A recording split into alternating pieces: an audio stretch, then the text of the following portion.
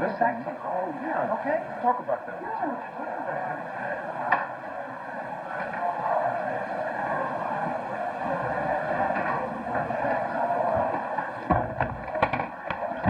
Good morning. Morning, Dan.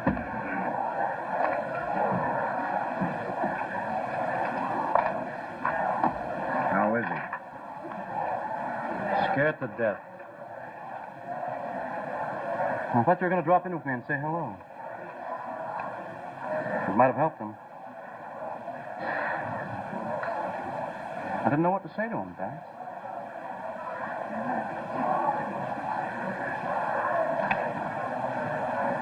Why don't you go in and talk to him? I can't talk to him.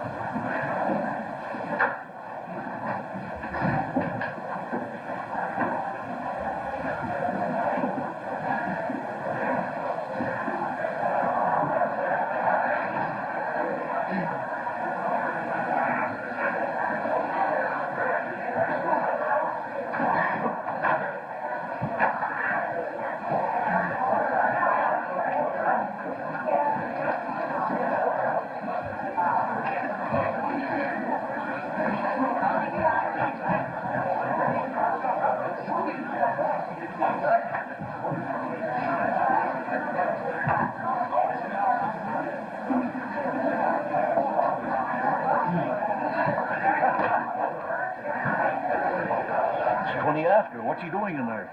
Having his hot water and lemon juice. His honor's stomach ain't what it used to be. Yeah, well, whose is? Look at Toohey. Now, there's a happy man. What a beautiful case to prosecute, huh? And he'll be putting on some show, Mr. Toohey will. Yeah. Academy Award. Well, here we go. Answer your names. Edward T. Lynch. Here. Charles Morgenstern. Here. Leonard Tipp. Here. Arnold Kahas. Here. Sherman J. Flynn. Here. Harold Shapiro. Here. Alvin M. Martin. I'd give $10 to be on that jury. Milton McFarland. Garrett Valentino. Claude Marcus. Alan Goldberg. You know how I feel for honey, the husband, what he must have gone through. How do you think Preston's going to behave? Oh, he's going to be tough, son. You ever go against him before? No, but I found out all about him. You know, I don't think he appreciates being appointed attorney on this case. We've got this thing won, and he knows it. Well, it's going to be a tough $1,500 for him. And how? Say, is that his son he's got there with him? Yeah. You know, he's fresh out of law school. He's breaking him in the hard way. Huh? Good morning. Good morning. Morning.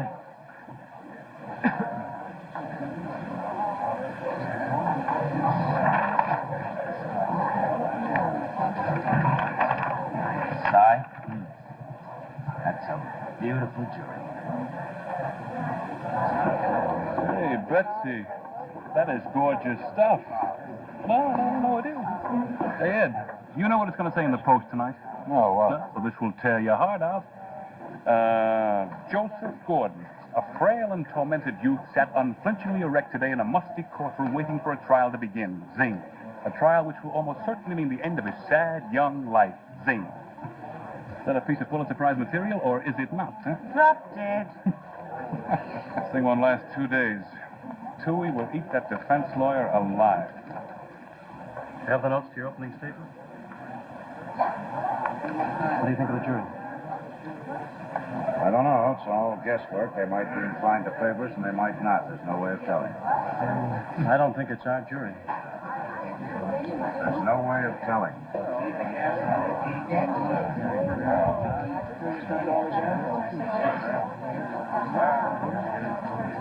No, you're wrong. It takes a psychopathic personality. Look at him. All murderers are psychopaths. I don't know. I mean, there are certain conditions that... No matter what conditions. Listen, to put your hands around a woman's throat and to squeeze for at least several minutes. It takes a very special kind of person. Morning, Joseph. How do you feel? It's all right. Sit back and relax. I won't be very long. Joe, I want you to listen to the district attorney's opening statement very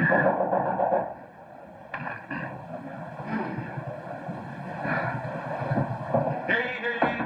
All those having business before trial, term part 6 of the criminal court, draw near, give the attention, ye shall be heard. Justice Peter Marcello presiding. Be seated.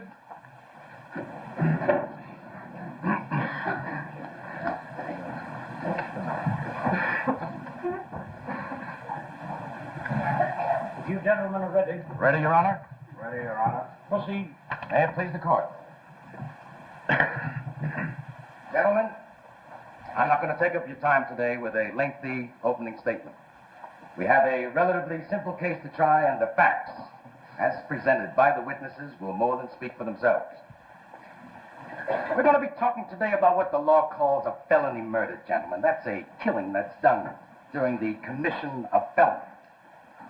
And the law also states that a felony murder is a first-degree murder, even though there is no premeditation. Now, I repeat that. No premeditation. For example, if a man is burglarizing a home and kills the owner of that home to prevent an outcry, that person is guilty of first-degree murder. And if Joseph Gordon didn't know that little point of law on the morning of January 7th, 1957, he certainly knows it now. January 7th, 1957. It's a Monday. It's the beginning of the second month of employment for Joseph Gordon as a delivery boy in a butcher shop.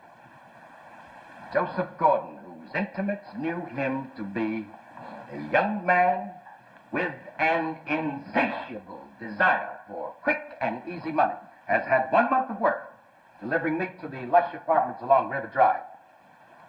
And in that 1 month, has decided to gratify that lust for money by robbing one of these apartments. And so he selects the apartment of Victor Wallach, a prominent psychiatrist. And on January 7th, 1957, at approximately 9:45 a.m., he enters the Wallach apartment with a delivery. Now, Harriet Wallach, Victor Wallach's wife and the mother of his 2 young children, is at home alone.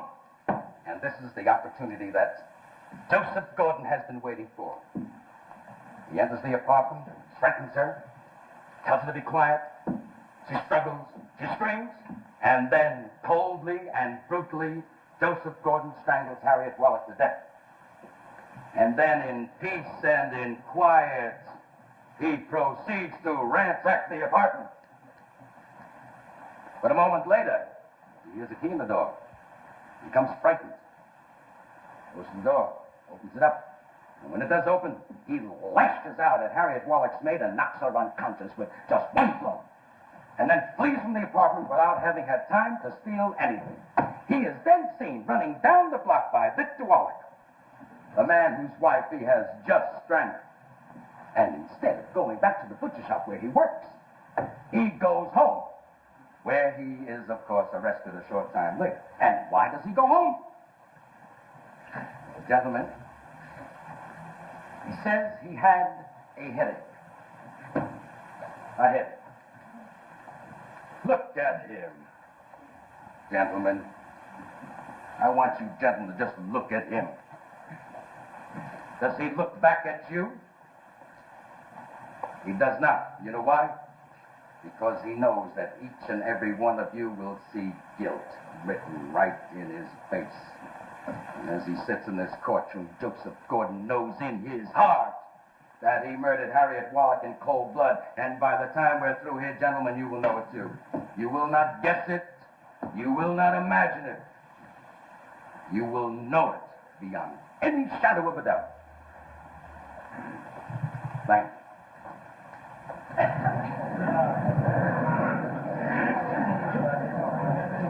Beautiful.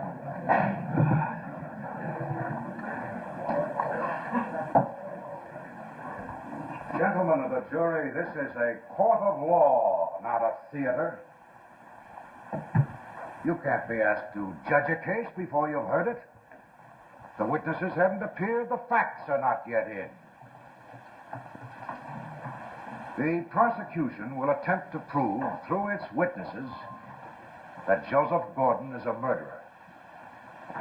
Yet none of these witnesses saw Harriet Wallach being murdered, nor was any one of them in a position to get more than a brief glimpse of one man whom they say was responsible for Harriet Wallach's death. We therefore have these conditions before us. The witnesses saw someone, yet no one can prove that the someone they saw was the murderer, and further, they themselves were only able to see that someone for a brief second. Let me ask you this. No one disputes the fact that Joseph Gordon is a man of average intelligence. Now, supposing each one of you, also men of average intelligence, decided that you needed a lot of money in a hurry. As delivery boys for stores which service neighborhood customers, would you attempt to steal from people to whom you are making a delivery at the time of delivery? Wouldn't that be an idiotic thing to do? You'd be known to have been sent to this particular apartment. You'd have been seen entering it. You'd have absolutely no chance of getting away with your crime. No man of average intelligence would attempt to commit a robbery in this manner. And the dramatic attempts of the district attorney to prove otherwise must not in any way affect you. You're not dealing with guesswork, probabilities, or possibilities. You're dealing with facts. I urge you to listen and to think. Thank you, Judge.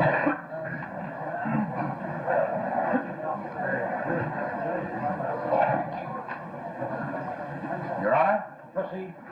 Dr. Horace Bell.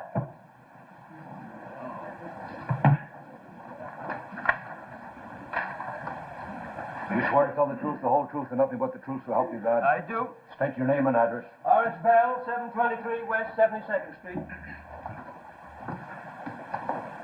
Dr. Bell, you're a physician duly licensed to practice medicine in this state, I aren't you? am. And by whom are you employed? By the County Medical Examiner's Office. Mm-hmm. And do you have a specialty in medicine, doctor? I'll concede that the witness is qualified. Now, doctor, on January 7th, 1957, were you summoned in your official capacity as County Medical Examiner to the apartment of Victor Wallach at 631 River Drive? I was And what time did you enter the apartment? at 11:10 a.m. And what, if anything, did you notice? As I entered the living room, I saw lying on the floor the dead body of a white female, well-nourished, of approximately 35 years of age. Was there anyone else in the room with you? There was Could you tell us who there was? Detective Sergeant Charles P. Gannon, the maid, Mary Ellen Bailey, and Victor Wallach. Now, doctor, did you make an examination of the dead body? I did. I made a gross examination at the scene, and later that afternoon at the morgue, I performed a complete autopsy. Now, doctor, based on your findings, what did you find after you made the gross examination? I found considerable edema, that swelling of the face and neck. The lips and tongue were thickened and cyanotic. There were subconjunctival hemorrhages of the eyeballs and severe ecchymosis of the skin of the throat. Ecchymosis. Black and blue marks. Now, doctor, what did you find after you made the autopsy? Well, there were numerous small hemorrhages of the soft tissues of the throat. A fractured larynx with hemorrhaging. The lungs were collapsed. There was severe spasm of the glottis, and the cerebral blood was depleted of oxygen on testing. Now, doctor, based on the findings that you made after both these examinations, do you have an opinion that you can state with reasonable medical certainty as to the cause of death? I have. And what is that opinion? Death was due to suffocation caused by strangulation by manual pressure. Strangulation by manual pressure. And doctor, do you have an opinion which you can state with reasonable medical certainty as to the time of death? I have. And what is that opinion? I made my examination at approximately 11:15 a.m., and it's my opinion that the body has been dead for an hour and a half. And that would make it approximately 9:45. That's correct. 9:45. Your witness.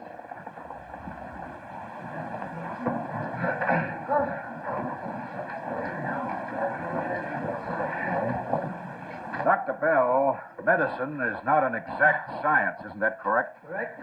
As a matter of fact, you doctors refer to it as an art rather than a science, do you not? We do, although we employ scientific methods. You use science to gather your data, but your conclusions are your own evaluations, isn't that so? Yes? And therefore subject to human error.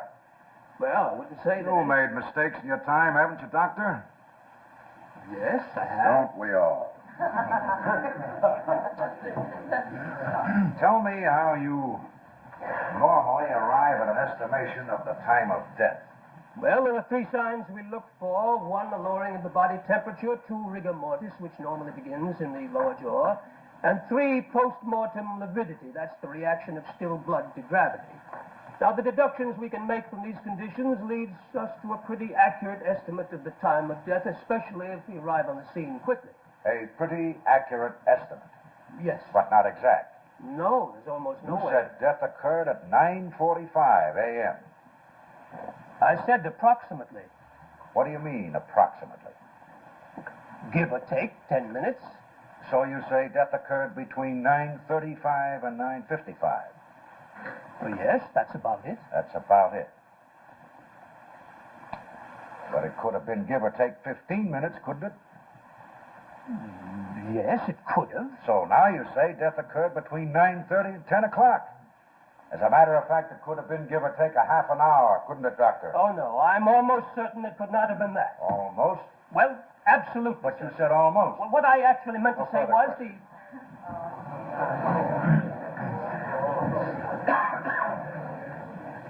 Sorry. Is that detective in the room? Yeah, he's right back there. Good. I want to talk to him before he gets on the stand. Okay. Your Honor, I will make a request for a short recess. All right. It'll take 15 minutes. I'll get it.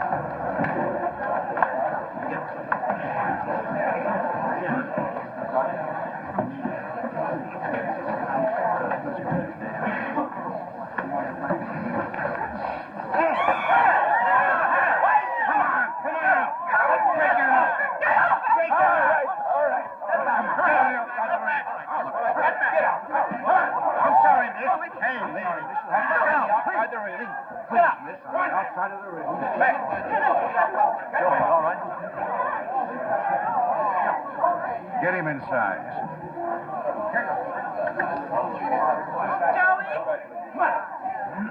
I'm sorry, sir. That was a terrible thing that happened. Go back in there now.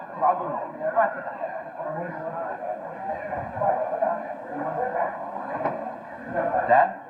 Aren't you coming in?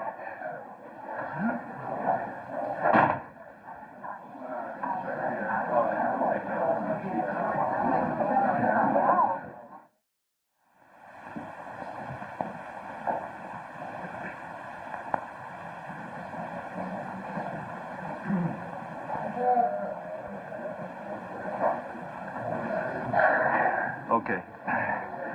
He's a pretty good hitter. You want the doctor to come in? No. It looks all right. How do you feel? I feel all right. Yeah, well, maybe I'll get you some aspirin or something. Oh, listen, I'm sorry about that. I mean, he just came out of nowhere, that guy. What a surprising thing, right in the courtroom like that.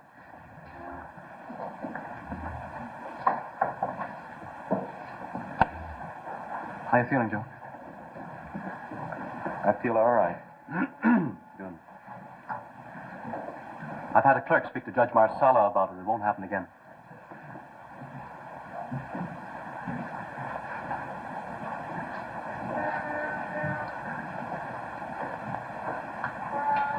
Joe, a few things we could go over again. Now, is there any way you can fix the time you made the meat delivery of the wallet compartment? No. What time do you think it was? I told you. I don't know. Well, perhaps you saw somebody on the street. I've told you 20 times. I had a headache, and I was sick to my stomach.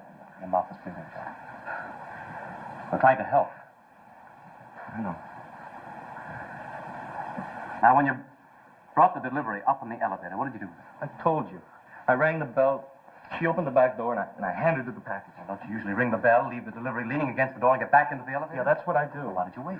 I told you. I thought maybe I could get a tip. I see. And then you came back down in the elevator. Yeah. But the elevator man says you didn't. That's what he said. What do you want from me? Huh? I came down in the elevator. I got on a subway and I went home. Why didn't you call the butcher shop and tell me you were sick? I was too sick to call. What do you take for your headaches, Joe? I told you.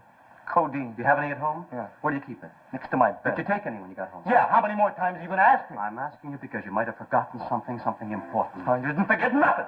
No need to raise your voice. Something the matter? No, everything's okay. Now, look, I want to wash more. my face.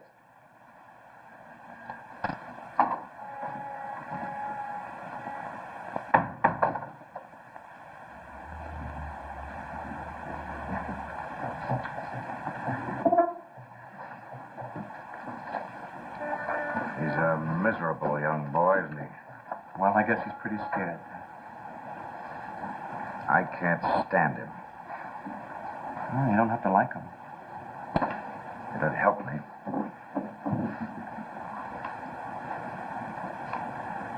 You know, I was very pleased when Marsala appointed me to this case. I was honored. Really. I mean, for a case like this one that's, well, next to hopeless, they only appoint the best. It's kind of a nice thing, Ken, you know? Yeah. I approached this with a real burst of energy. It's something kind of rare for me these days. Your mother even remarked about it. I mean, it's marvelous at my age to have a sudden burst of speed. And I met this Joseph Gordon. Well, he's such a gross human being.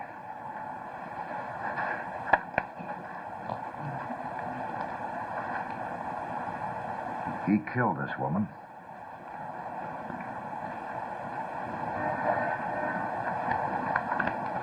Oh, now, wait a minute. There's no question in my mind he's guilty. And every single piece of evidence that's going to be presented in that courtroom says he is. Oh. He's no murderer. I can't base it on any evidence or anything. Just something I feel.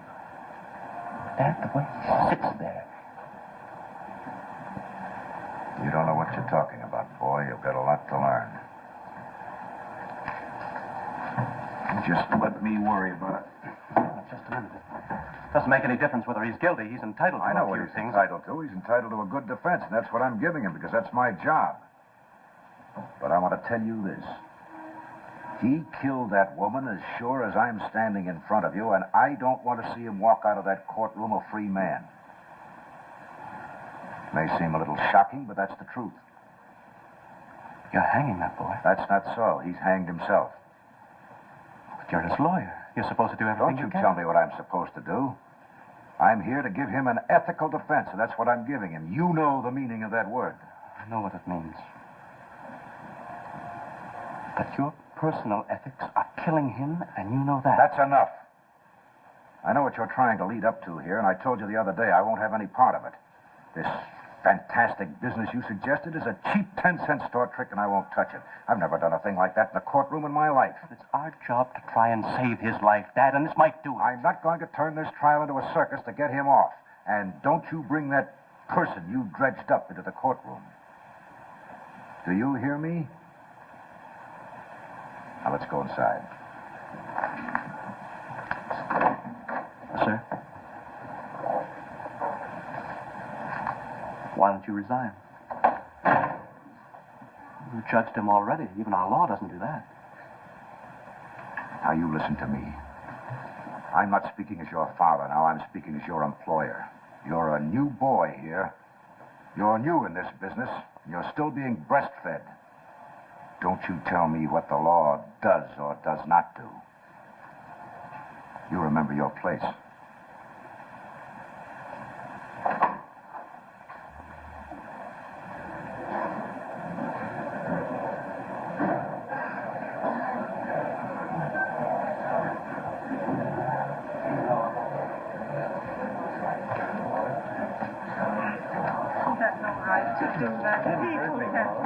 People can't just hit when they feel It's all right.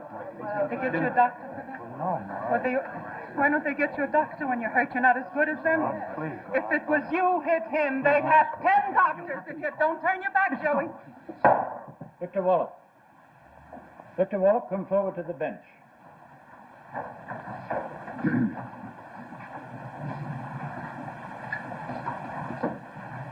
I've been informed that you struck the defendant in the face a few minutes ago. Now, I'm warning you, Mr. Wallace. Any similar action on your part, and I'll expel you from this courtroom and hold you in contempt of court. Now, take your seat and behave yourself. I'm very sorry, Your Honor. It's a difficult thing.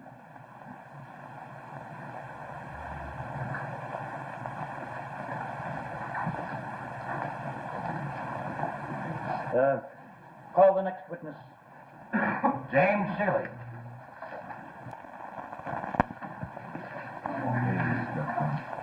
Sergeant, I'd like to take a practice. Do you mean it? I do. Be my guest. Detective Sergeant James N. Shealy, shield number 93381. My home address 616 Longfield Avenue.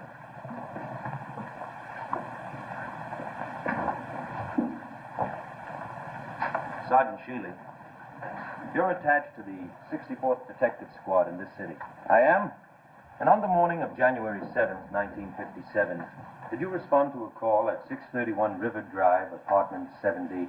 I did. Did you go there alone? No, sir. I was with Detective Sergeant Charles P. Gannon. At what time did you arrive at the premises? At 10:35 a.m. Was there anyone else there when you arrived? Yes, sir. There was the maid, Mary Ellen Bailey, Victor Wallach, and the deceased. What, if anything, did you observe about Mary Ellen Bailey's physical condition? Her nose and mouth were cut and very badly swollen, as if she had been punched. Objection. Sustained. The witness is not a medical expert and therefore not entitled to draw conclusions as to the cause of injury. The jury will disregard the second portion of his statement. Proceed. Now, Sergeant Sheelan, will you tell the jury, in your own words, what you did and what you found at the scene of the crime? Well, I called headquarters and I reported a homicide. Then Sergeant Gannon and I began an investigation of the premises immediately. The bedroom and living room were both a mess. Drawers open, clothes and things thrown all over the floor. I questioned Mary Ellen Bailey, the maid, and she told me that... Objection. Sustained. Just tell what you saw and did, not what anyone told. Yes, Your Honor. Go on, Sergeant. Then I went into the kitchen where I found an unopened bag of meat on the floor. Could you tell us what was inside? Yes, sir. It was a rib roast. Anything else? There was a bill for $8.27 from the OK Meat Market, 961 Columbia Avenue. And what did you do then?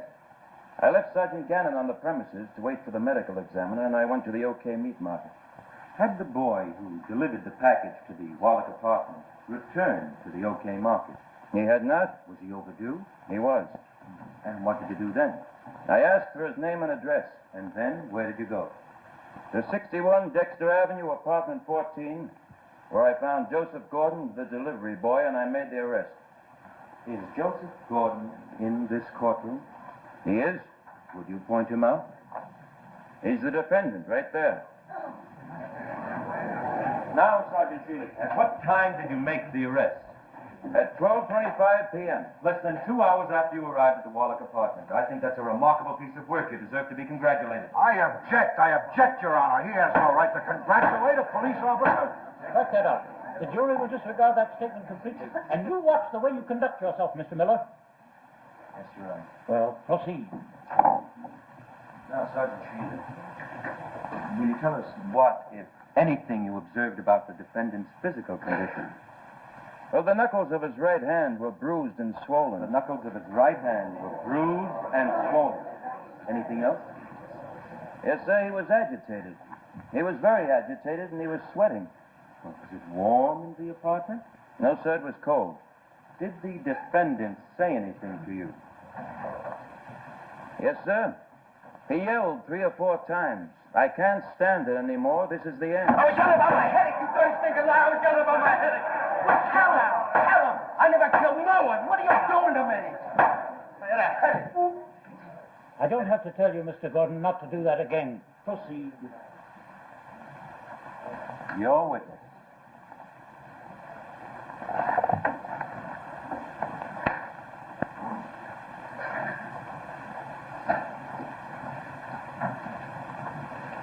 You've made a great many arrests since you've been on the force, haven't you? I have? How many? Well, I don't know the exact number. 100? More than that. When you arrest someone, isn't the person you arrest usually in an agitated state? Yes, but not as agitated as this man was. But agitated. Yes. Thank you. Now, when you arrived at Joseph Gordon's apartment, what was he doing? He was lying down. Where? In the bedroom. Was he fully dressed? No, sir. How was he dressed? He was in his undershirt. Did you see a suitcase packed anywhere in the apartment? No, sir. He was in his undershirt, lying on his bed, and there was no packed suitcase. Would you say under those circumstances it looked as though he was preparing to flee? Objection, Your Honor. Did you see a glass of water on a table next to the defendant's bed? I did not. Did you see a bottle of codeine tablets on that table? No, sir. Did you look at the table? Well, sir, I didn't. I was... No further questions. I think this is a good time to recess for lunch. It'll take 1 hour. You gentlemen of the jury will not discuss the case among yourselves.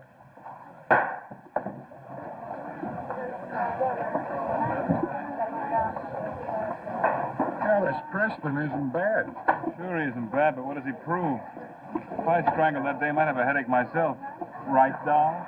Which head?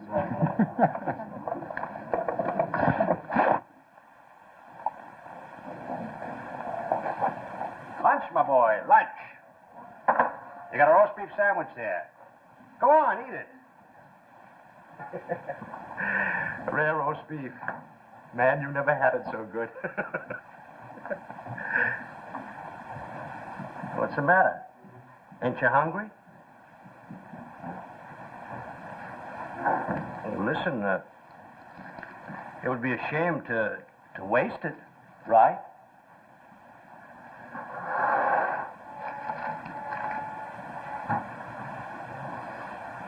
Not bad. Boy, I don't know why they don't put salt on these things.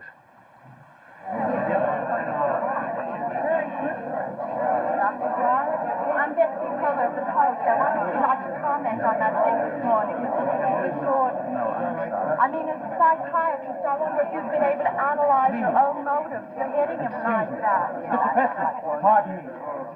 Just for a moment. Wait a minute. All right. Thank you. I just wanted to ask you how it's possible for a man like you to stand up there in court and defend a person who's killed somebody. Dr. Wallace, you must understand that when a lawyer... No, it's just something I want to know. How do you justify it? You'll have to excuse me. You're working to free this man, Mr. Preston. He has to be punished. Excuse me, please. Come on. Go ahead. Let's be lively. Let's step lively. Lively. Step lively. You can't keep the court waiting, folks. I'm sorry. Both sides. Let's step lively.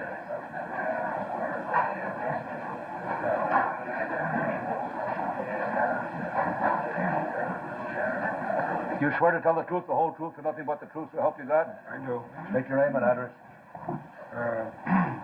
Peter D'Agostino, 111 Yorktown Avenue.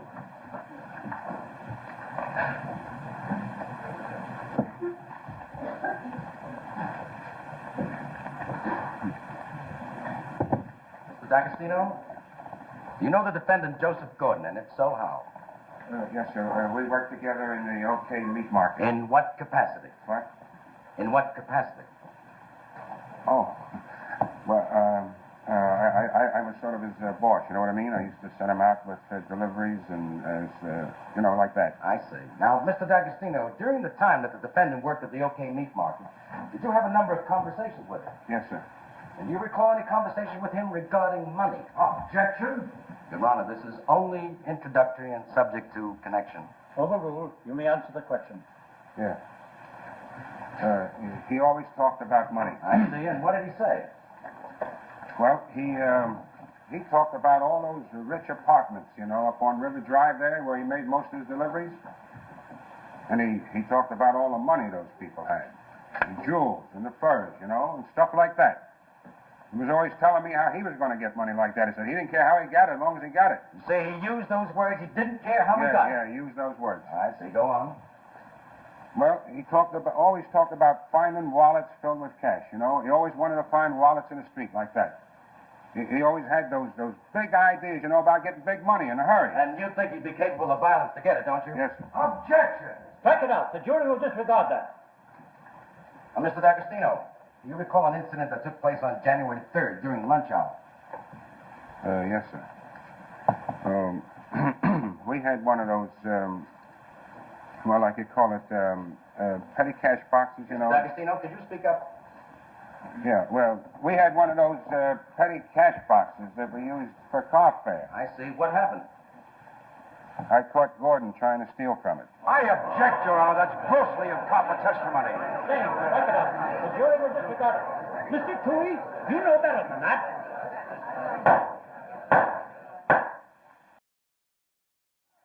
Both teams are skating down the ice, but the picture on that television screen's so blurred, he can't tell who's pushing the hockey puck. All he knows is who's losing the game. He is. Well, there's probably nothing he can do to see that game better, because if you get a fuzzy picture that doesn't have good detail, chances are your television just isn't built to receive the whole picture. But now, with 1957 Westinghouse broadband television, you actually get 22% more detail than sets without this feature. Let me show you a comparison. Let's say that this is the picture that you receive on an ordinary narrowband television set. There's not enough detail. Well, here's how different the picture is with Westinghouse broadband reception.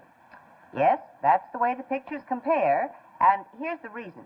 You see, every television set gets the same signal from the station, but some sets with only narrowband reception simply aren't built to reproduce the full detail.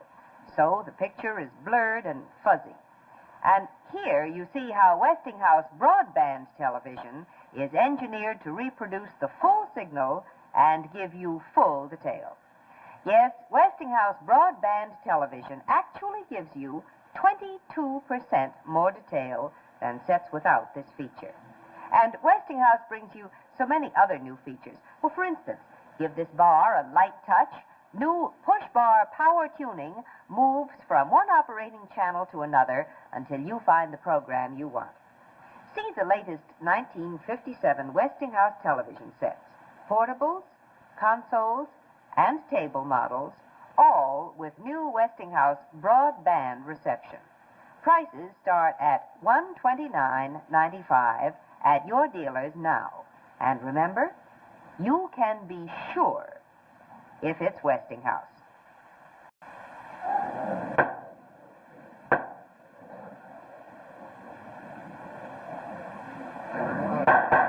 Mrs. Gordon, would you feel better if you left the courtroom for a few minutes? No, no. Well, please try to control yourself. Proceed, Mr. Toohey. Now, Mr. D'Agostino, on the morning of January 7th, 1957, now that's the day we're talking about here, did you see the defendant when he came to work? Yes, sir. Describe what you noticed, if anything, about his behavior. Well, he was sweating. And he kept talking very fast, you know. He couldn't stand still. Kept walking up and back all the time, you know, back and forth all the time. I see, and it was then that you gave him the delivery for the Wallach apartment. Yes, sir. And what was that? Rib roast. Thank you. Your witness?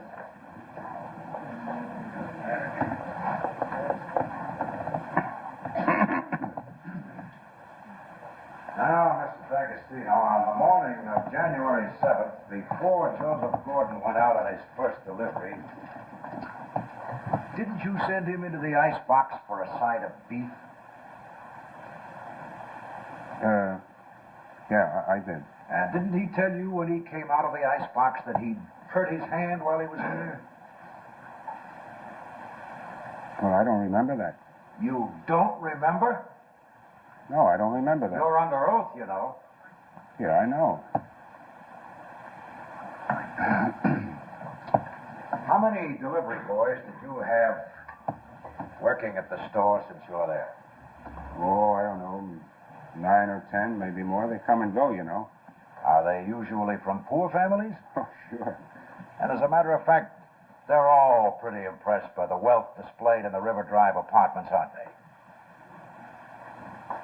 Well, yeah, I guess so. And they talk about those apartments, about the jewels and the furs and the fine furniture and the servants and things like that? Yeah, they talk about it. Is there anything unusual about that? No. Doesn't mean they're all thieves and murderers, does it? Oh, yes. Withdrawn.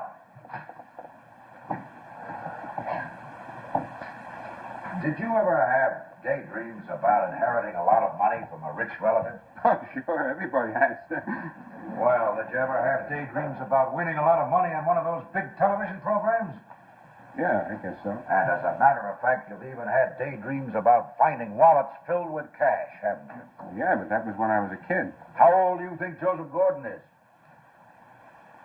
Oh, I'd say he's about 21 or 22. No further questions.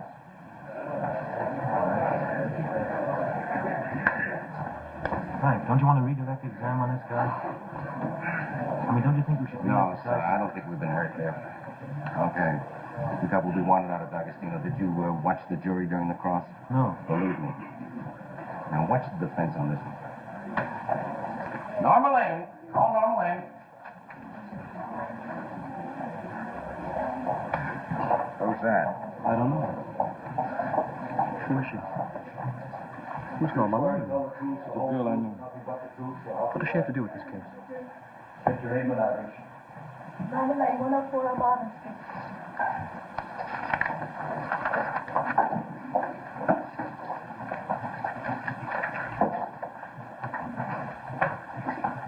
How old are you, Norma? 19. You work as a counter girl at the Barclay cafeteria in the city, don't you? Yes, sir. For how long? For 1 year. Norma, do you know the defendant, Joseph Gordon? And if so, for how long?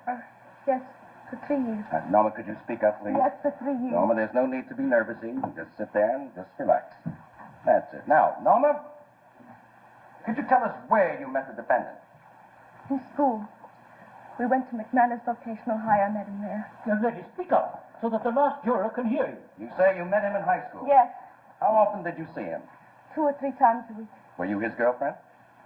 Yes. Speak up, Norma. Were you his girlfriend? Yes. I see. Now, did you go out with any other boys? No. All right, Norma. Now, on the night of January 6th, that's the night before Mrs. Wallach died, did you have a date with the defendant? Yes. And do you recall anything that the defendant said to you on the way home that night? Well, no, I don't. I don't know. We were just talking. About something he was planning. Yes. You do remember what he said? Yes. What was that? Well, he said he was going to take me to Havana. To a big hotel in Havana. And that we would get married there and we'd have lots of money and everything. He said the best hotel in Havana. And did he tell you how he was going to get all the money for this? No. All right, Norma, what happened then? I laughed at him.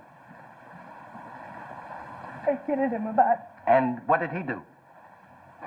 He got mad. And he yelled at me, he'd show me.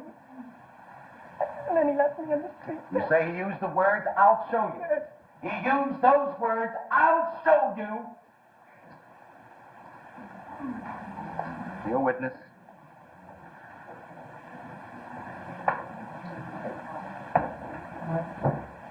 If Your Honor, please, the defense requests a short recess. We'll take 10 minutes. Bring him in the chamber. Okay. Boy, that's a pretty good-looking tomato you got there, you know that? Let's go, pal.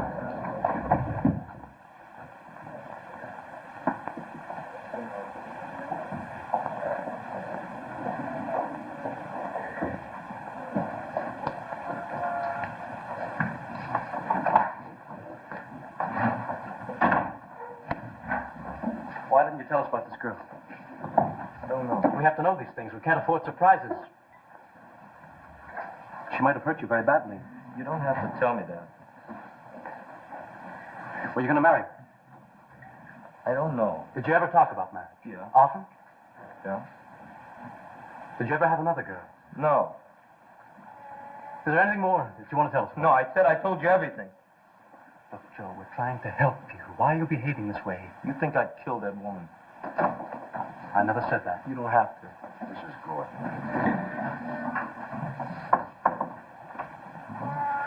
Why do you have to come in here? He asked me to. Well, I want you to go home. Go home? Joe, I can't go home. Well, it don't help me. You're sitting there like that, Ma. Helps me. Mrs. Gordon, we want you to talk to Joseph because we think there are some things he hasn't told us.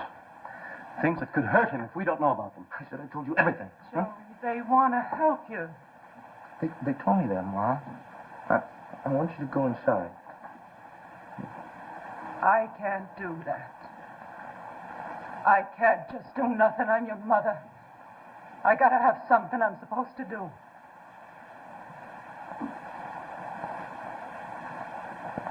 Joey, you do what they say. Now you hear? You hear me? You hear me? Okay.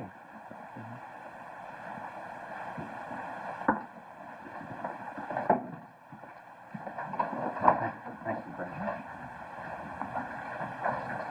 Don't you ever do that to me again. What was so terrible about it? What's so terrible? Well, I'll tell you, Mr. Preston. That's a poor, dumb woman. And she's sitting there dying. Did you know that? She's dying because I'm dying. And I can't look that woman in the face. I can't open my mouth to her. Because if I do, I'll cry. And you bring her to me here? I got all I can do to stand on my 2 feet, Mr. Preston. They're shaving the hair off of my head, and I know it, but my mother don't know it. Do you hear me?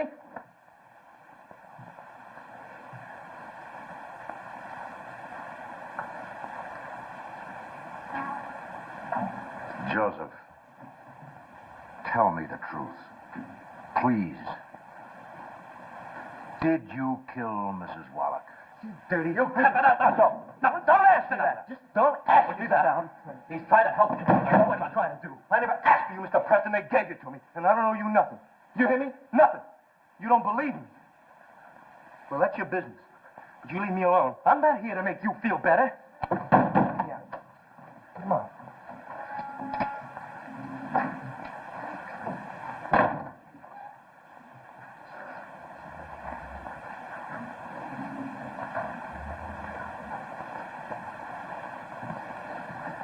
Well, I guess it's time to go.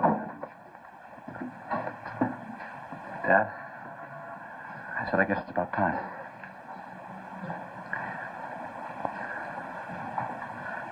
He hasn't got a chance, has he? No, he hasn't. All right. I want to bring my man into court tomorrow morning. You do, and I'll throw him out. Now, I don't want to hear any more about this. Dad, will you listen to me, please? Dad, will you listen to me just for one...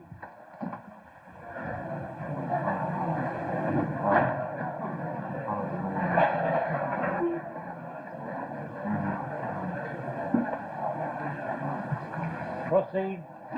Norma Lane back on the stand. Barbara Lane still on the roll. Well, when am I going to learn not to have chow mein for lunch? I got some heartburn. I could not. May we proceed now, Mr. Preston?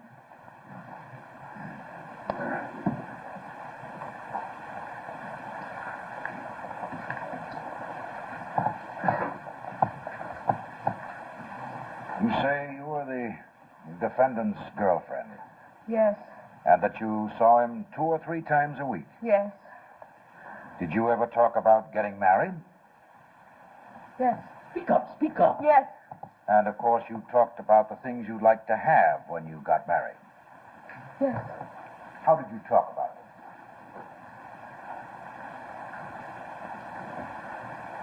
Like we had a new house, and a big car. He had a maid and a butler. Go on make-believe trips to Europe. And who would bring these things up? Joey mostly. The defendant? Yes. He was always telling me about the beautiful things he was going to get me. Always? Most of the time, a lot of times. But you knew that he only made $30 or $35 a week. Yeah. And you knew that he was just making believe. Yeah, But you played along with him. most of the time. What about the other times? Well, like sometimes I wasn't in the mood, so then I kid him. And what would he do? Get mad. So that on the night of January 6th, when Joseph Gordon told you that he was taking you on a trip to a luxurious hotel in Havana and then got angry because you kidded him about it, there wasn't anything unusual about that, was there? No. No, there really wasn't. Thank you. No further questions. You can step down now.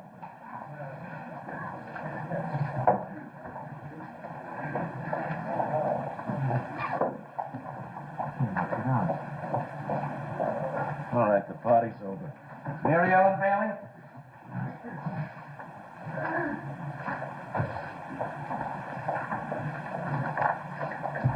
You swore to tell the truth, the whole truth, and nothing but the truth, so help you God. So help me God. State your name and address. Mary Ellen Bailey, 712 Fenway Street.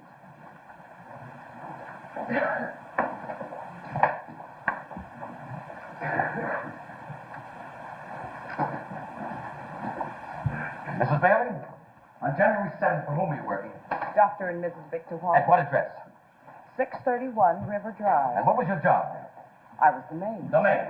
And at what time did you arrive at work that morning? 5 minutes to 10. 5 minutes to 10. And through what door did you enter the apartment?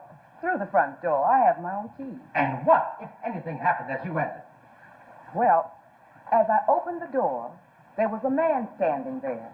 He punched me in my face, knocked me unconscious. And did you see that man's face? Oh, yes, sir. Is that man in this courtroom? Yes, sir. Can you point him out? That's him, right over there. Indicating the defendant, Joseph Gordon. Oh, my God. There will be order in I the swear to God, it's not true. Quiet! It's not true. There will I be swear order to in God. the courtroom. It's not true. It's not true. Not true? Swear to God. We'll recess until tomorrow morning at 10:30. You gentlemen of the jury realize that you're under oath. I must caution you not to talk about this case, either among yourselves or with anyone else, or to form any opinions until you have heard all the testimony.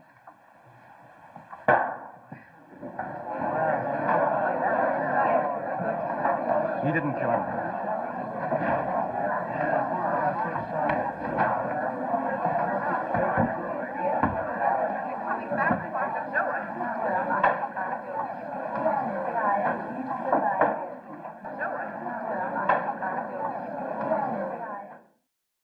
Yes, she's had it with drip pans and messy defrosting.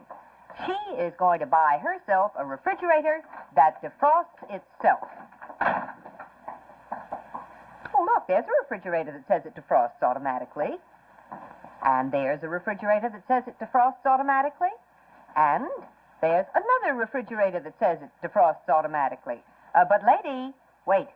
A lot of manufacturers claim that their refrigerator defrosts automatically, but what they forget to tell you is that it's the fresh food section that defrosts automatically. You get one home, and you find you still have to do the messy job of defrosting the freezer where heavy frost forms.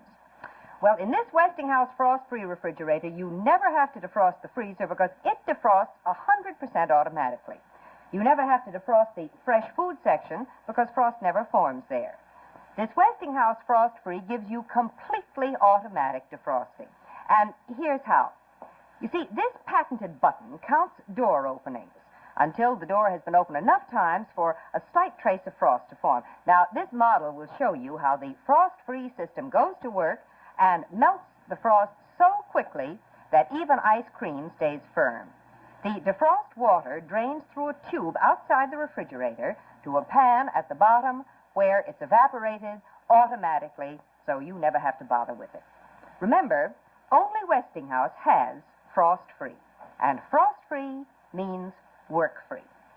So see the beautiful 1957 Westinghouse refrigerator, freezer, and all of the other frost-free models that give you completely automatic defrosting at your Westinghouse dealers now.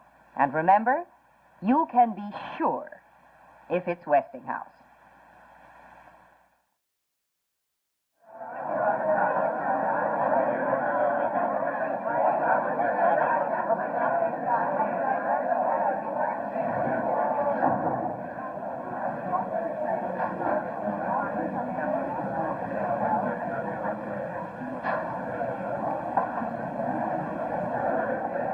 How is he? He's just fine, Mrs. Gordon. You just sit back and relax and don't worry. He didn't kill her. I know he didn't, Mrs. Gordon. Joey says your father thinks he did. Good morning. Morning, Mrs. Gordon. Morning, Dan. Where is he? I'm bringing him in. Dad, could you try to be decent to him today, please?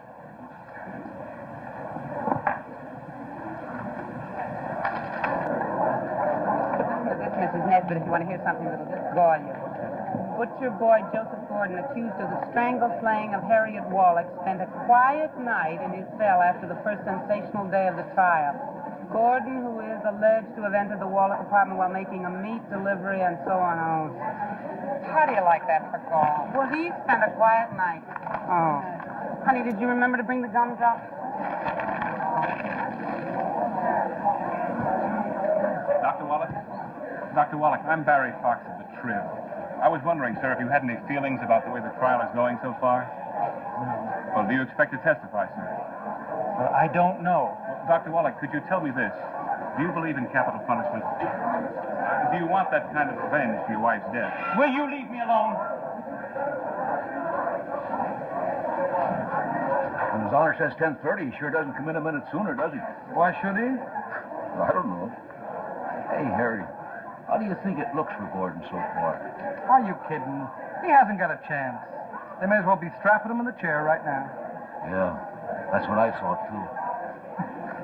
I wish they'd get started. Yeah? Well, what do you think about the case so far? You know, the part that impressed me the most yesterday was when Gordon's girlfriend testified that he promised her a lot of money. And a trip to Havana and everything the night before the killing. And him making $30 a week delivering meat for a butcher shop. Listen, we're under oath not to talk about this. Well, that Wallach is a grim character. Well, I guess you'd be too if your wife was strangled to death 2 months ago. Oh, I don't know. Did you ever meet my wife? You know, that Chewy's having himself a field day here, you know? Yeah. That's a great case for him. That's a very ambitious DA. You know, someday I'm going to be voting against him when he runs for governor. No, I don't think so. But, Frank, do you think we set it up strong enough so the jury goes to the robbery motive? Si, you're going to be a big success in this business. You know why? You're a warrior. Now, look, the testifying officer went into the Wallach apartment, said that the apartment was ransacked. Now, the defense didn't even bring that up during the cross-examination. Now, I know Preston chipped away at us a little bit. He's a very good lawyer, but he cannot knock out the basic testimony. Now, that jury is convinced that Joseph Gordon went in there to steal and strangle Harriet Wallach when she tried to stop him. We got him right in our pockets. And another thing, we haven't even brought in the key witnesses yet. Tell you what, Simon. I'll bet you my salary against yours that Preston took 2 phenobarbs last night. Still grinding his teeth loud enough to be heard down the next floor. Deal? All right? TJ, Huh? I still don't see why they call it first-degree murder. Well, it's what they call a felony murder, Mother, or something like that. You see, he was trying to rob the place, and he killed her. That makes it first-degree murder. Dad, can I ask you something? All right. Is there any way you can prove medically that someone has a headache? No, there isn't. And they'll be making a big point about Gordon going straight home after he left the Wallach apartment at 10 in the morning instead of going back to the shop. You know, they'll be saying, if he didn't do it, why didn't he go back to work like he was supposed to? And his only explanation is that he had a headache. Not now, please. Then I think we got to do something I'll talk to you about it later. You listen to me. You're here to sit and learn how to be a lawyer, not to run this case. All right. Again. I had a bad night last night.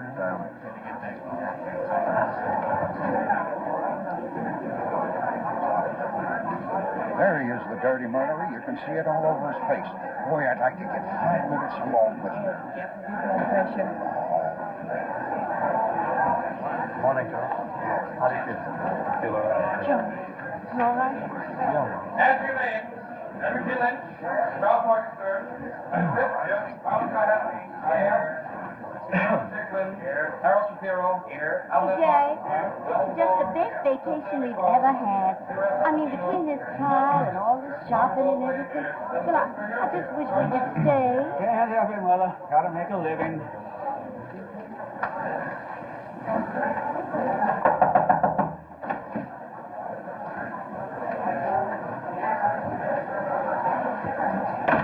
Hear ye. All those having business before trial, term part 4 of the criminal court, draw near and give you attention, ye shall be heard. Justice Peter Marcel presiding.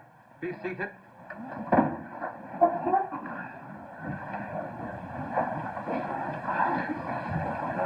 You may proceed, Mr. Toohey. Recall Mary Ellen Bailey. Mary Ellen Bailey, still under oath. If Your Honor, please, may we have the court stenographer read the last few questions and answers? Go ahead. Question. Mrs. Bailey, on January 7th, for whom were you working? Answer. Dr. and Mrs. Victor Wallace. Question. What was your job there? Answer. I was the maid. Question. And what, if anything, happened as you entered the Wallach apartment that morning? Answer. As I opened the door, a man was standing there. He punched me in my face and knocked me unconscious. Question. Did you see that man's face? Answer. Yes, sir, I did. Question. Do you see him in the courtroom here? Answer. Yes, sir, that's him right over there. Indicating the defendant, Joseph Gordon. Now, Mrs. Bailey, you identified the defendant sitting over there as the man who struck you in the face and knocked you unconscious on the morning of January 7th. Is that right? Yes, sir. Now, how long were you unconscious? I guess for a few seconds. Objection. Sustained.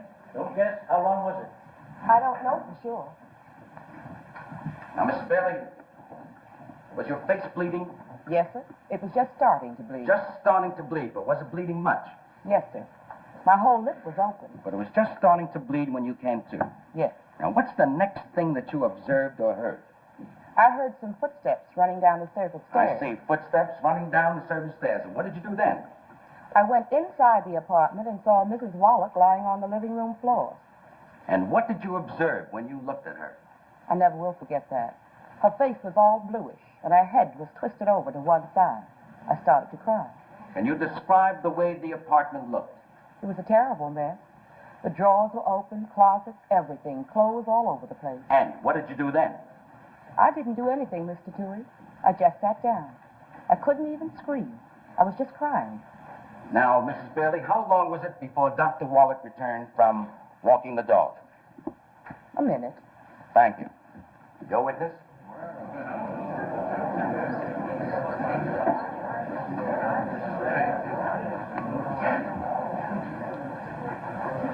Mrs. Bailey, what time did you arrive at the Wallach apartment that morning? 5 minutes to 10. You're sure it was 5 minutes to 10? Yes, sir. I looked at my watch when I was going up in the elevator. Why did you do that? Well, I'm supposed to be there at 10 o'clock. I'm the kind of person don't like to be late. When did you last have your watch checked? I check it every morning by the radio. Well, was your watch running well? Yes, sir. And why did you set it every morning? I didn't say set it. I said I checked it. Now, Mrs. Bailey, when you regained consciousness, you say you heard footsteps running down the service stairway. Yes, sir. Did you run to look to see who it was? No. You didn't look. So it could have been anyone running down those steps, couldn't it? Objection, Your Honor. Sustained. All right.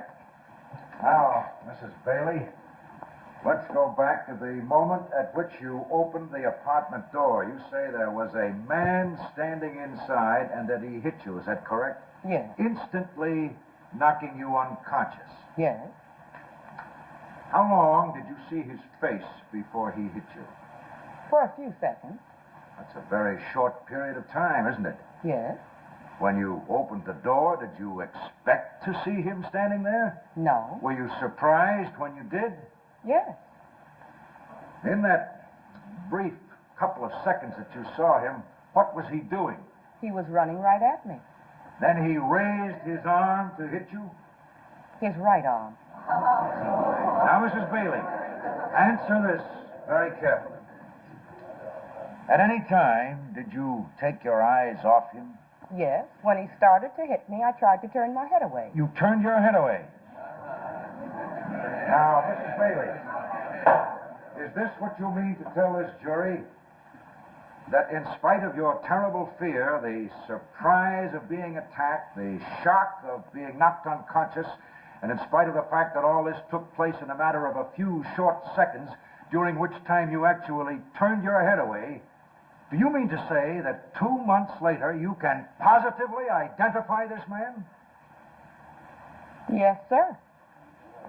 Without any shadow of doubt, so help you God? So help me God, that's the man. I'll never forget his face as long as I live. No further questions. Mr. Dewey, are you ready to proceed? If Your Honor, please, we'll be ready in a few seconds. What was that all about? I thought Hammond was supposed to be in the office. He arranged something for me. Dad, the man I told you about is in the courtroom. Hammond brought him. What do you mean Hammond brought him? Who do you think you are to arrange a thing like that? I'd like you to ask for a recess. There'll be no recess. You've got to do Don't this. you tell me what I've got to do. There'll be no recess. I'm sorry, Your Honor. Victor Wallach.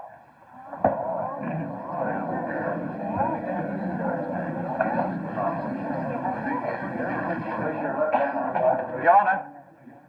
Your Honor, the defense requests a short recess. Mr. Preston, it would be advisable for you to time your requests more carefully in the future. Yes. Have the witness take his seat. We'll take 10 minutes. Don't you ever do that to me in a courtroom again.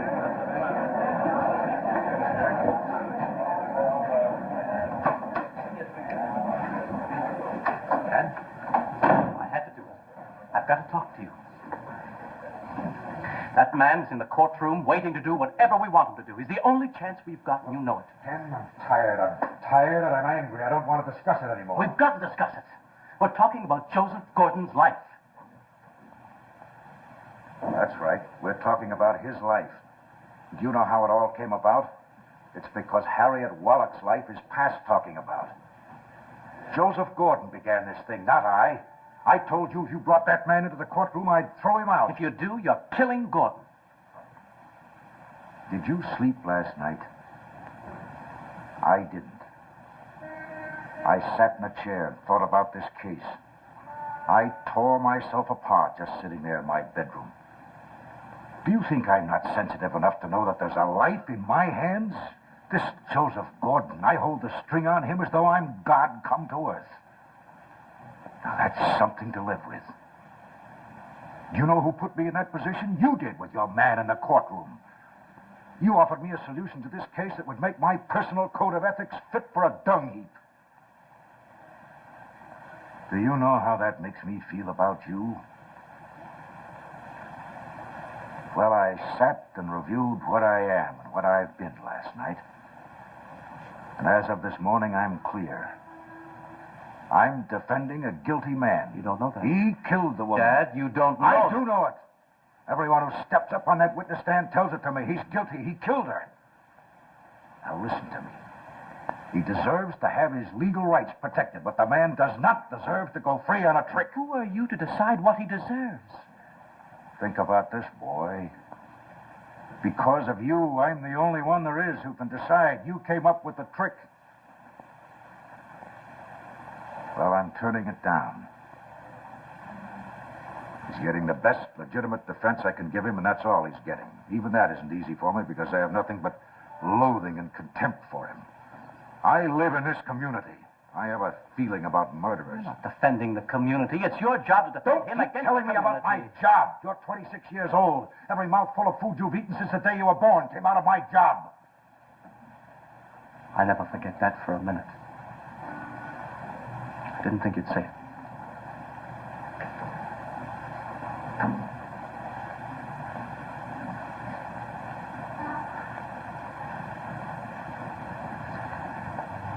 Supposing you saw him murder the woman, would you still want your trick to be used? Yes. Yes, Dad. I'd want it to be used on me.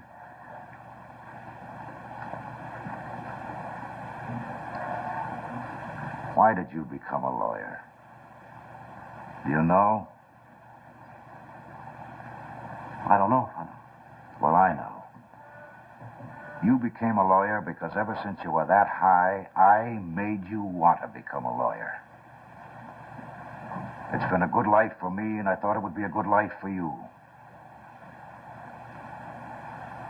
Now I don't know. We don't think alike, you and I. I don't really know you. Nor are you.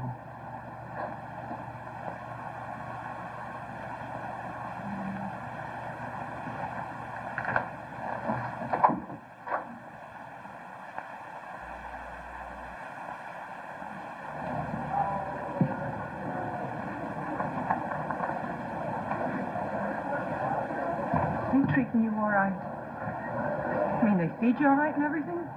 Yeah, they do. You look so skinny. I'm all right, man.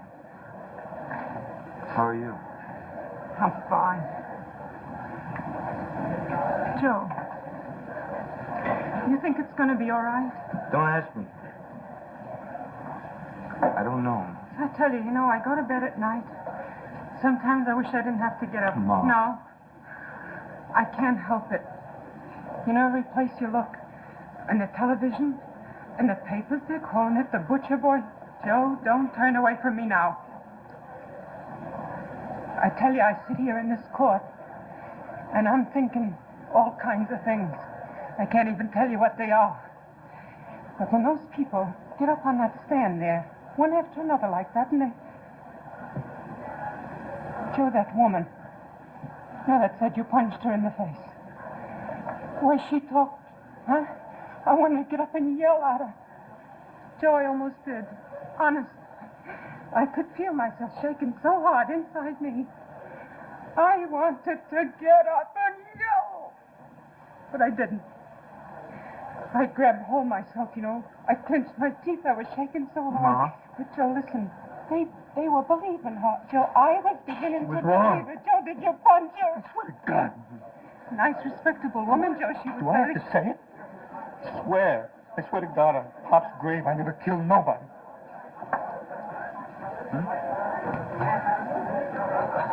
Joe, how could this be happening, huh? Sometimes I don't even know what they're saying. Go home, man. Maybe if you go home. Yeah, go home. There's nobody home. Go on, come on, come.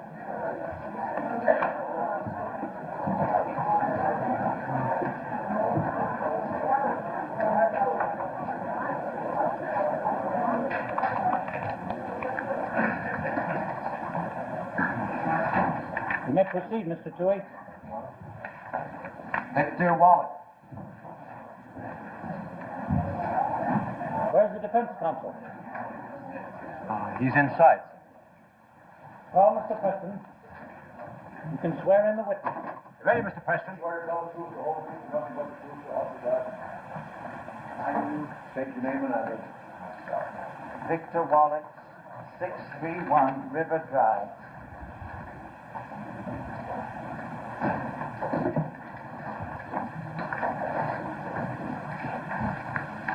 Dr. Wallach, the deceased woman was your wife, wasn't she?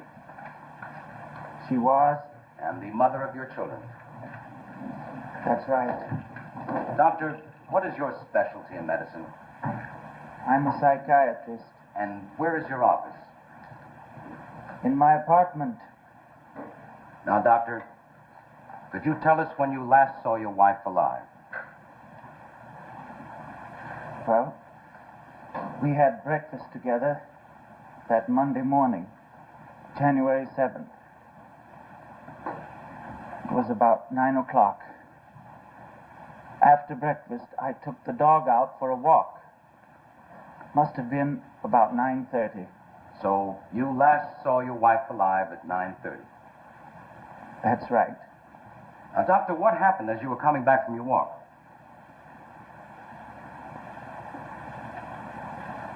As I passed the service entrance of my house, I saw the defendant run out and down the street. And by the defendant, who do you mean? That man over there. Indicating Joseph Gordon. And, Doctor, what time was that? About 2 or 3 minutes before 10 o'clock. Now, Doctor, how do you know that? I looked at my watch. I had a patient at 10:15. I had to be back. And I had just had my watch checked and adjusted the day before. Thank you, Doctor. Your witness?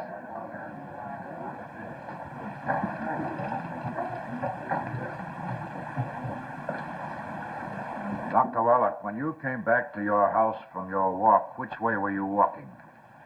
Downtown. South. And the man you saw running, which way was he running? South. And he passed you, is that right?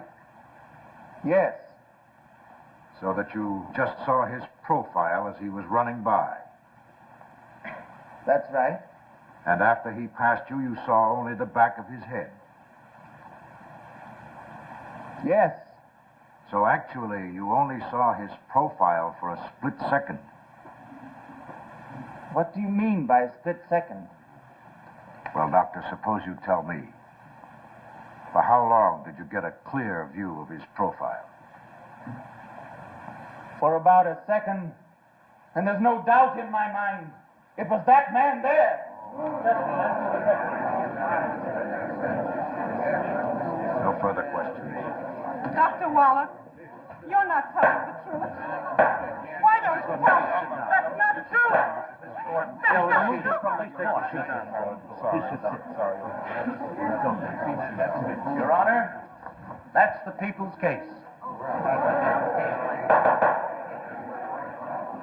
Come forward to the bench for motions.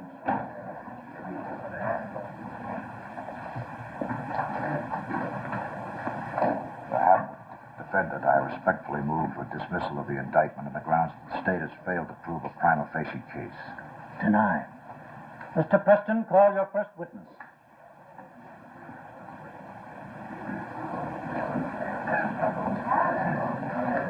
Dr. Frederick Cusick.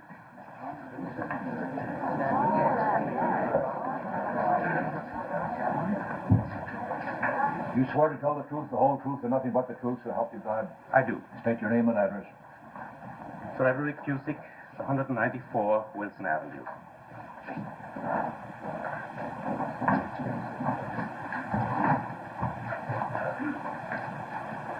Dr. Cusick, are you a physician duly licensed to practice in this state? I am. Was the defendant, Joseph Gordon, a patient of yours? He was.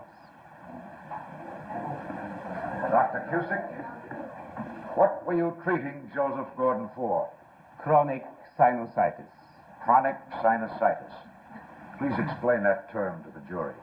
This is an inflammation of the sinuses which keeps recurring. What is the main symptom? Very severe frontal headaches. Will you repeat that, please, Doctor? Severe frontal headaches. I see. And how would you classify Mr. Gordon's sinus condition? It's quite severe. You have seen him quite frequently during his sinus attacks? Yes. Describe his behavior during these attacks. He was nervous, sweating, and in extreme pain. Objection, Your Honor. Sustained. Did these extremely painful headaches keep him from going to work? Objection, Your Honor. That's hearsay evidence. Sustained. All right. Dr. Cusick, how many times did you see Mr. Gordon professionally for his sinus condition during the past year? 17. 17. How many of these were calls at his home? 11. And how many of those were on work days? 9. So the pain was extreme enough to keep him from going to work. Objection, Your Honor. He's leading the witness. Sustained. Dr. Cusick, when you arrived at Mr. Gordon's house, where would you find him? In bed. Always. Yes. Thank you. You want to see major surgery, just watch Tui go. Hey, look at these sketches here. Doctor, was that a medical record you just put back in your pocket? Yes. May I see it, please? Thank you.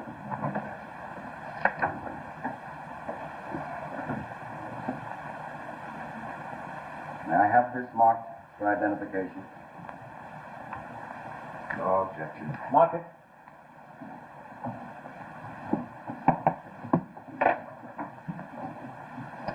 This is exhibit number 1 for identification. Thank you. Dr. Cusick, you were trying to cure Joseph Gordon's sinus condition, weren't you? Yes. And he was getting better, wasn't he? Well, no, he wasn't. You see, Never mind that, sinusitis is a doctor. very... Was he or was he not getting better? Just answer yes or no. No. No? Didn't you write on this card, the visit of October 18th, that he was improved? I don't know. Well, look at the card. What does it say on October 18th? Yes, it says improved. Speak up, doctor. It says improved. And what about the visit of November 5th? It says improved again, doesn't it? Why, he was only... Never mind what it was, doctor. What does it say on the card? Well, you see, in a condition Doctor, like do you know how to sinusitis... read? Indeed. What does it say on the card? Improved. Thank you. Now, that means improved again over the last time, doesn't it? Somewhat. Somewhat? You didn't write somewhat. You wrote improved, didn't you, doctor? Yes. Well, thank you. Now, doctor, and I notice here you have on the date of November 20th, you wrote improved again, didn't you? I don't know. Well, here, just look at the card. Yes. Thank you. Improved. So that means, doctor, there's been a steady, progressive improvement. Is that right? Why, you can't... Just answer yes or no. It's... Now, doctor, isn't it true that from the time that Joseph Gordon became a patient of yours, that 3 weeks was the longest time between treatments?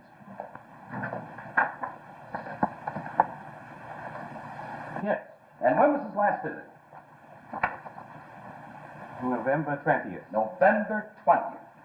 That's a full 7 weeks before the day that Mrs. Wallach died. Now, might that indicate that he was cured? That is the I question didn't of ask the you jury. that, doctor. I did not ask you that. Now, you have a college education, haven't you? You understand plain English, don't you? Yes. Well, just answer yes or no. Might it indicate that he was cured? Yes. The jury cannot hear you. Yes. Thank you. Now, doctor, you can tell the jury this. Were you paid for coming to court today? Well, I understand. I asked you a simple question, doctor. Were you paid, yes or no? Yes. How much? $50. This is I didn't ask you that, doctor. $50 for 1 hour's work. Do you usually get paid $50 for 1 hour's work? No. I see. Now, doctor, will you tell the court and the jury this? Do you know of your own knowledge that on the morning of January 7th, Joseph Gordon had a headache? No. Louder, please. No. No further questions.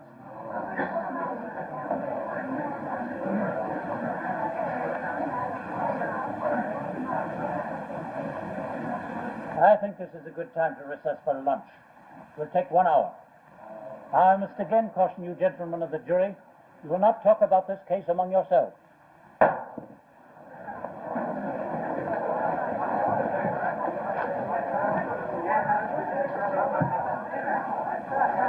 sorry.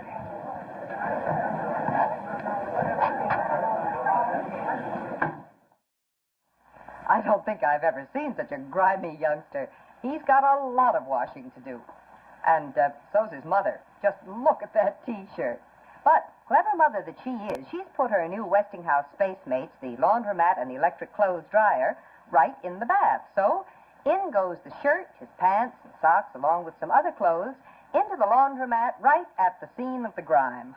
Well, maybe you never thought of having a home laundry in your bath. Well, if you knew these Westinghouse Space Mates as well as I do, nothing would surprise you. You can put them any place that you have just 25 inches of space. With the Westinghouse laundromat below and the electric dryer above, you can wash and dry 2 full family-size loads of clothes at the same time. It's the most versatile home laundry in the whole world. And, of course, you can have the Space Mates side by side like this if you like. The Space Mate laundromat has the famous Westinghouse revolving agitator that you'll find in every Westinghouse laundromat. It gets the clothes cleaner, it washes them cleaner, rinses them better, and it even cleans itself. And speaking of clean, let's check and see how that bath is coming along. Mother particularly likes the Westinghouse direct airflow system of drying because it's so fast. And that's why it's thriftier, too. Okay, Johnny. Time to get out of the tub. Get yourself nice and dry now. Only Westinghouse has the Space Mates, and they are unique. A complete space-saving home laundry for less than $400. You can get them both together, or buy the Space Mate laundromat first and add the dryer later if you like. See them at your Westinghouse dealers tomorrow. And remember, you can be sure if it's Westinghouse.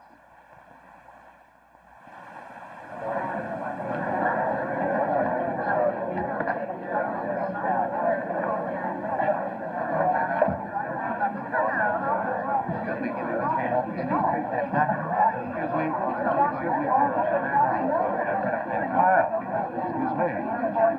Can I have a cup of coffee with me? See, this is your boy, isn't it? That's right. Hi, nice to meet you. Must be really gratifying to work together like this. You know, my kid wants to be an engineer. It's just killing me. I want to be a lawyer, but, well, he's got a mind of his own. Listen, I may not get a chance to see you gents again. I just want to compliment you. I think you're doing a beautiful job. Thank you. No, I really mean it. I think you're giving that boy a first-rate defense.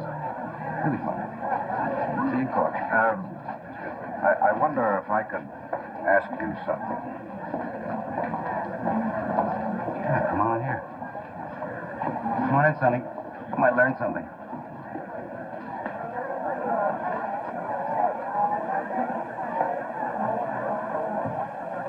You're not looking for a deal on a lesser charge, are you? No. I wanted to ask you why you used that kind of cross-examination on Dr. Cusick. Well, what are you talking You don't stand about? a chance of losing this case, and you know it, yet you nearly destroyed that little man. You insulted him, you embarrassed him. What for? He wasn't going to hurt you a bit. No, Preston, I don't feel that way about it at all. Just having a defense witness up there hurts me. What'd you produce him for? He's all we have. Well, that's life, my friend. It's my job to knock him off. Is that what you want to talk to me about? Yes. I'll see you in court.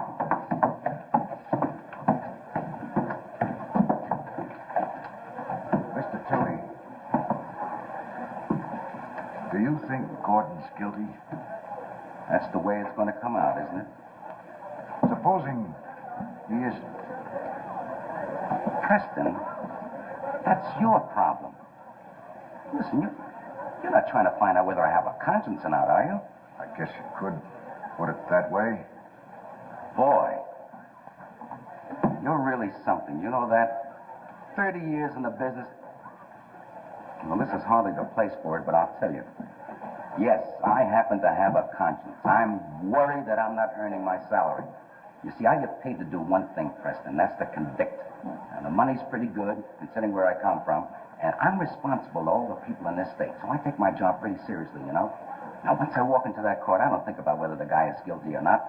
I just plow right in there and try to convict him.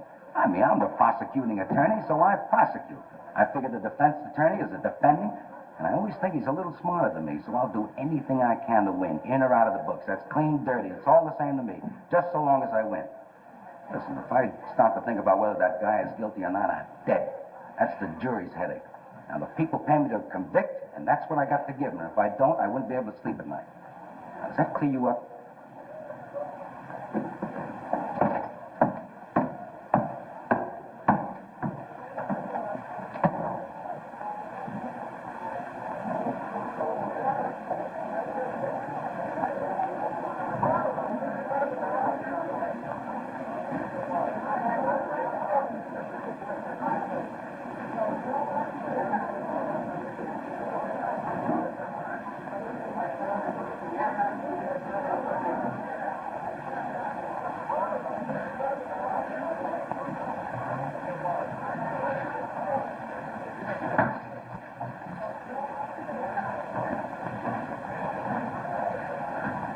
Hi, Mr. Preston. He's just finishing up his lunch. You want to talk to him? Please. Sure.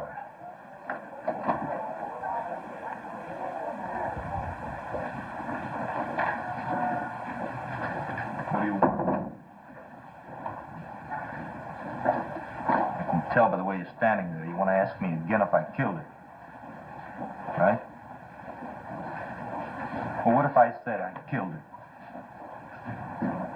You'd believe me for the first time since this thing started. Wouldn't you?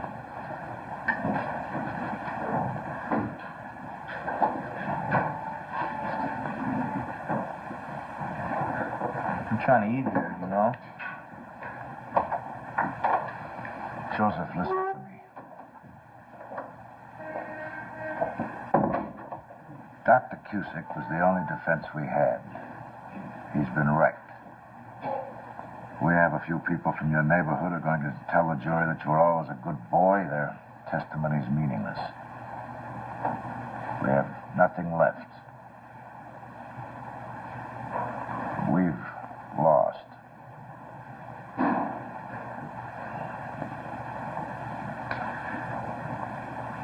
If you'd like someone else, maybe another lawyer can...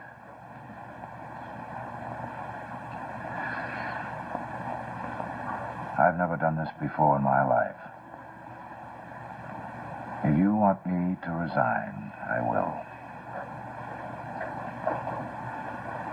What do you want to do, Mr. Preston?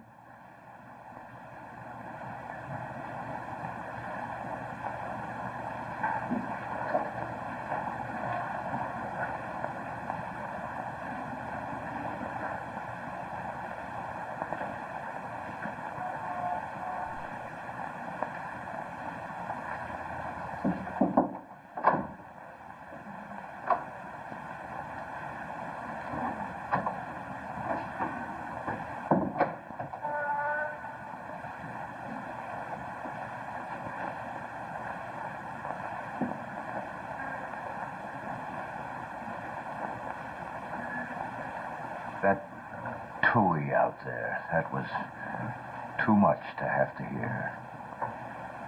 He was honest with you. Do you think he was wrong? Yes, I think he's wrong. He hasn't judged the man. He only thinks he has a case against him and wants to win it because that's his job. Dad, he said it all out there. Right or wrong, he's on one side, you're on the other. A man on trial is all alone in the middle. He can't defend himself. He may be guilty. Nobody really knows. But shouldn't there be someone to fight as hard to free him as Toohey fights to kill him? Aren't those the rules? Clean, dirty. As long as there are lawyers fighting on each side, does it really matter? Isn't the law big enough and durable enough to stand these things?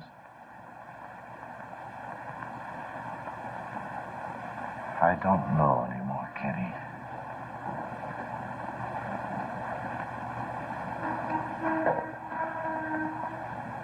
You haven't called me that in 15 years. No. I haven't. Dad, that man is still in the courtroom, waiting. It's a pretty big risk. Might not work. But shouldn't we try it? Father? And that's something you haven't called me in 15 years. I know.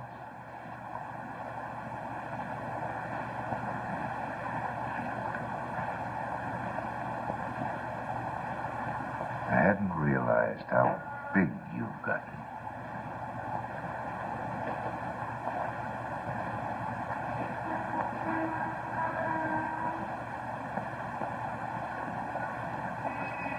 What are we gonna do?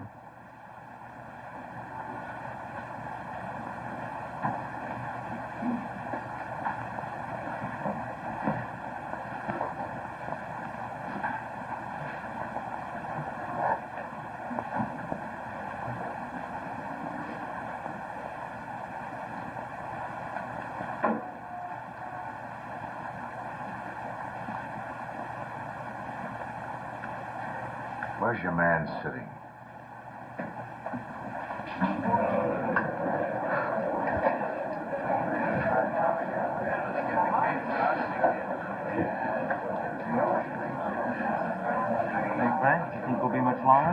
No, he's got nothing left side. Got a couple of character witnesses, and that's all. Good. Yeah.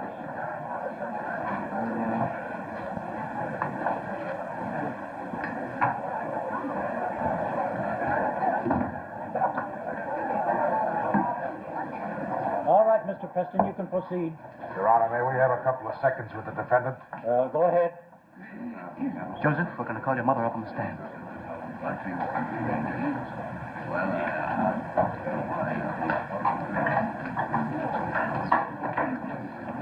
She's so close to hysteria right now. What?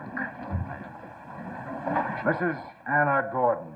Mrs. Gordon, take the stand, please.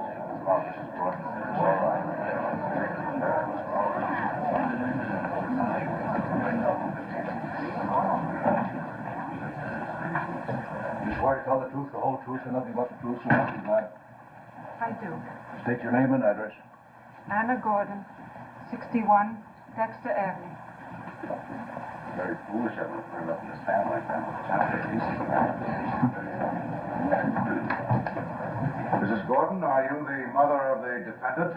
Yes. Is your husband alive? No. Speak up, please, Mrs. Gordon. How long has he been dead? 11 years. Are you on relief? Objection. Sustained. Mrs. Gordon, what do you live on? Objection, Your Honor. That's irrelevant. What's he getting at here? The line of questioning seems irrelevant, Mr. Preston. Do you have a point to make? I'll withdraw the question, Your Honor. Mrs. Gordon, on the morning of January 7th, were you at home when Joseph came in? Yes. What time was that? About 11:15. And what took place when he came home? Well, I was in the kitchen, but I heard him come in. I went to the front door, and the minute I saw him, I knew he had one of those Objection, Your Honor. That's an operation of her mind. Sustained. Strike it out. Yes, but I'm his mother. I can tell when he has one of his headaches. Why does Objection, Your Honor. Sustained. Did you instruct the jury to disregard the last statement? The jury is so instructed. Now, Mrs. Gordon, But you see, I know what he goes through. He's been having these headaches since he was 8 years old. Objection, Your Honor. She's doing the same thing. Strike it out. Now, make your answers responsive and factual without giving any conclusion. Your Honor, What did he do when he came home? But he even told me that. Objection, Your Honor. That's hearsay. Sustained. Now, Madam, please. But I Mrs. Gordon, how did he look when he came home? Sick. Sick. His eyes were all bloodshot. He was Objection, suffering. Your Honor. She's defying your rulings. Sustained. Now, you can't say that. Why can't I say that? Why can't I say that? I'm telling you what I know. I'm telling you exactly what happened. Mrs. Gordon, now just answer the question. What did Joseph do when he came home? What did he do? He went right into the bedroom. I thought to myself... Objection, Your Honor. That's improper. Never mind. Answer the question. What did he do? He screamed. He screamed. He screamed. My head is Objection, Your Honor. I object to this. You I object to the line. Answer that question, Mrs. Your Gordon. Honor, I object. He had a headache. What? Your objection, Your Honor. Objection. Why don't you listen to the truth? The truth is Ask Gordon. God. Come down. Come down. Come on. Come, Mr. Gordon. Come, Mr. Gordon. Come on. Come on,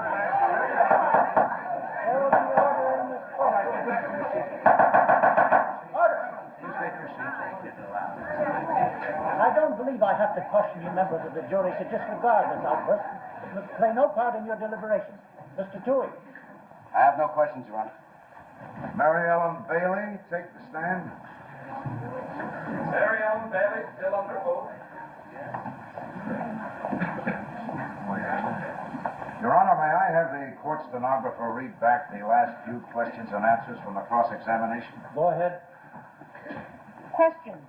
And 2 months later, you can positively identify this man? Answer. Yes, sir. Question. Without any shadow of a doubt, so help you God? Answer. So help me God, that's the man, indicating the defendant.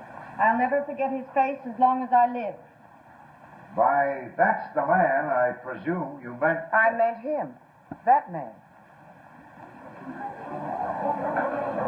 Thank you. No witness? Mr. Toohey. I have no questions, Your Honor. Victor Wallach? Victor Wallach, still under oath.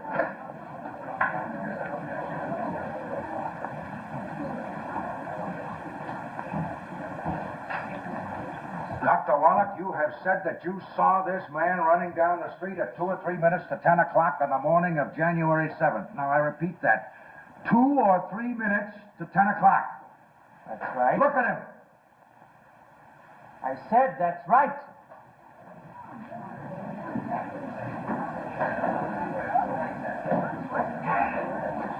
That's all. Thank you. Your witness. Mr. Turi?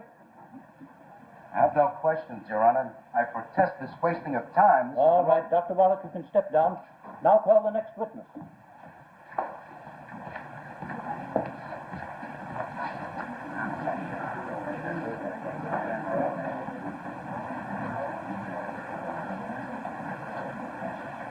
Joseph Gordon, step forward.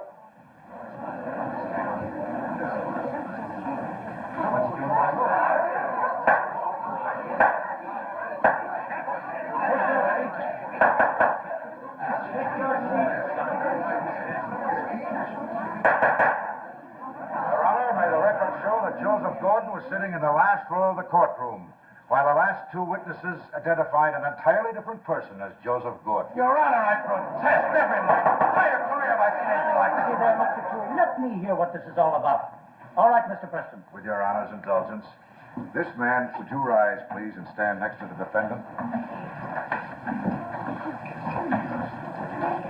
This man is Anthony Caminata, a law student at the University Law School. 2 weeks ago, my son noticed him by chance in the university library, was struck by his resemblance to the defendant, and asked him if he would consent to appear in court in behalf of the defendant. He agreed. He and Joseph Gordon changed places during the confusion following Mrs. Gordon's testimony. Your Honor, this... Please, Mr. Turi. Continue. Your Honor, I want to make this quite clear. Although Mr. Caminata and Mr. Gordon resemble each other somewhat, they are not nearly identical. May they approach the bench so that Your Honor can view them together. Mr. Preston, I don't know whether I approve of your tactics or not. But bring them up.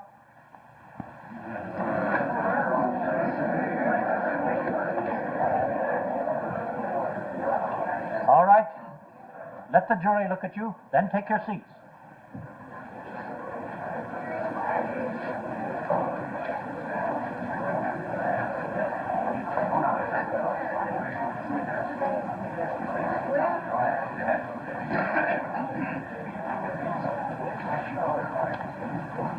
Your Honor, that's the case for the defense.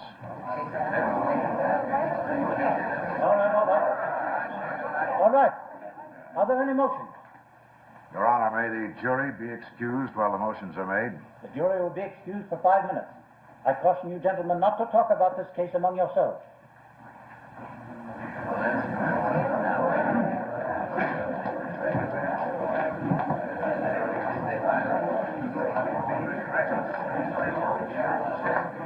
Your Honor, I hereby move for a directed verdict of acquittal on the grounds that the testimony of the two identifying witnesses, Dr. Victor Wallach and Mary Ellen Bailey, has been demonstrated to be unreliable and was completely demolished by their misidentifications.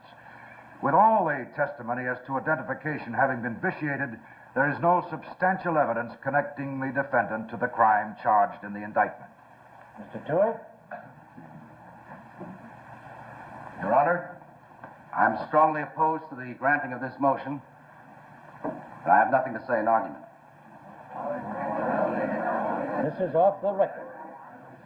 Coming from you, Mr. Preston, this episode was especially surprising.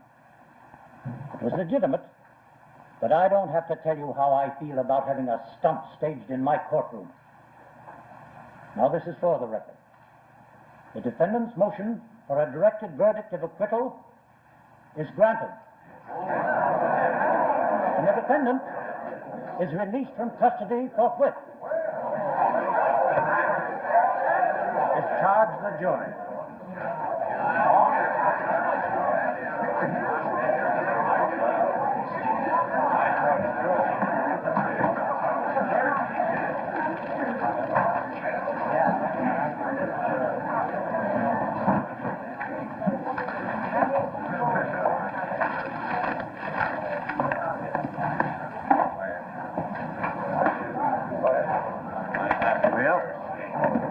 Congratulations. Neither one of us is asleep tonight. Make room for Miss Louise, please. Take away,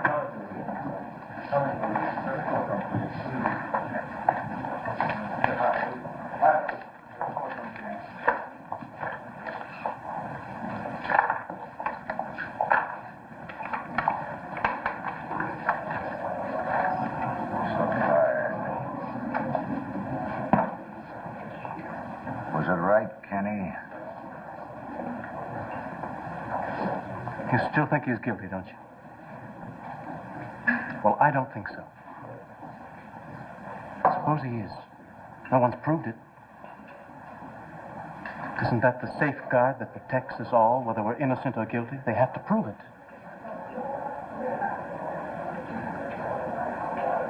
It's possible we've used the law to free a guilty man. But if he's innocent, we've used the same law to save a life.